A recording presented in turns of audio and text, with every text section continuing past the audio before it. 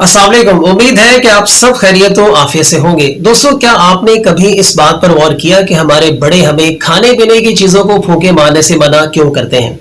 और सुनन इब्ने माजा में एक हदीस भी है कि हुज़ूर सल्लल्लाहु अलैहि वसल्लम खाने पीने की चीज़ों को फूंक नहीं मारा करते थे और ना ही आप खाना खाने वाले बर्तनों में सांस लिया करते थे। आखिर इसके पीछे की साइंस क्या है?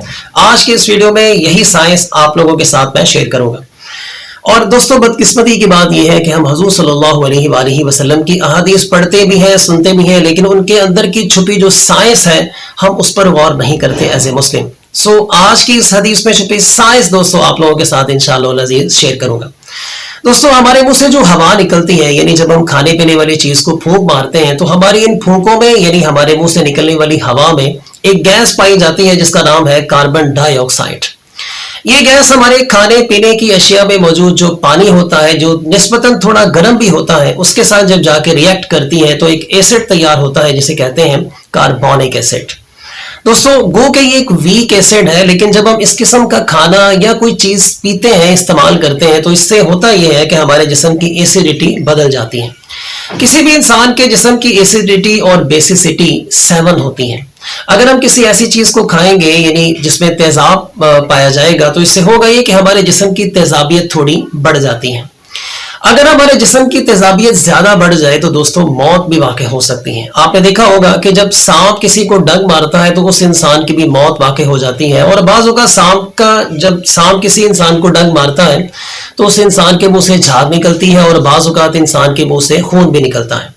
आखिर इसकी वजह क्या है? इसके पीछे भी दोस्तों ये तेजाब और असास पाए जाते हैं।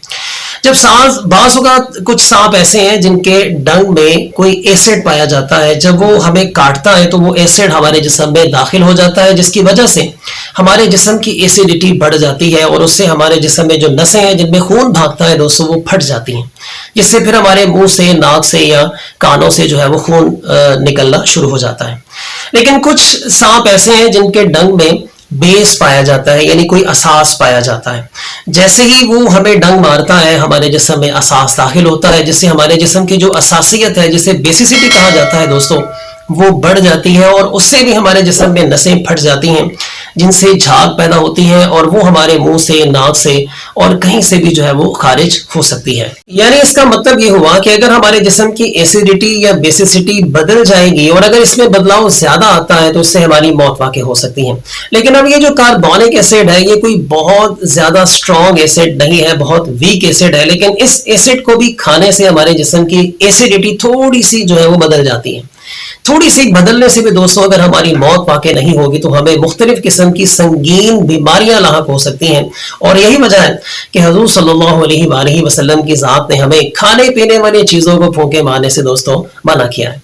अब दूसरी बहुत बड़ी वजह दोस्तों ये है कि हमारे मुंह में बहुत सारे खतरनाक किस्म के जरासीम पैदा होते रहते हैं, बहुत बड़ी तादाद में। अगर हम खाने पीने की चीज़ों को फूंक मारेंगे तो हमारी इस फूंक के साथ कार्बन डाइऑक्साइड तो जानी है, साथ ही जरासीम भी उस खाने में मिक्स हो जाते हैं। और जब हम इस किस्म के खाने को खाएंगे जिसमें कार्बोनिक एसिड भी होगा और साथ साथ हमारे मुंह में पैदा होने वाले जो जरासीम है वो भी उसके अंदर मिक्स होंगे, तो ये दोनों चीजें मिलकर हमारे जिस्म में बहुत ज्यादा बीमारियों के फैलने का बायस बन सकती हैं। और यही वजह है कि अल्लाह के नबी ने आज से 1400 साल पहले हमें खाने पीने की चीजों को फूंके मारने से दोस्तों मना किया है। और वैसे भी दोस्तों खाने पीने की चीज को जब आप फूंके मारते हैं, और ये काम अगर आप फैमिली में बैठकर, अपने दोस्तों में बैठकर या किसी रेस्टोरेंट में बैठकर अगर आप ये काम करें तो इंसान इखलाकी तौर पर भी अच्छा नहीं लगता। अब इखलाकी तौर पर भी आप अच्छे नहीं लगेंगे और अगर आप साइंटिफिकली देखें तो फिर तो ये बहुत खतरनाक चीज है। सो दोस्तों, उम्मीद करता हूं कि इस मुख्तसर सी वीडियो से आपके नॉलेज में इजाफा हुआ होगा। और ये जो सुनन इब्ने माजा की हदीस है इसके अंदर छुपी साइंस किसी हद तक उम्मीद करता हूं कि मैंने आपके सामने रख दी है।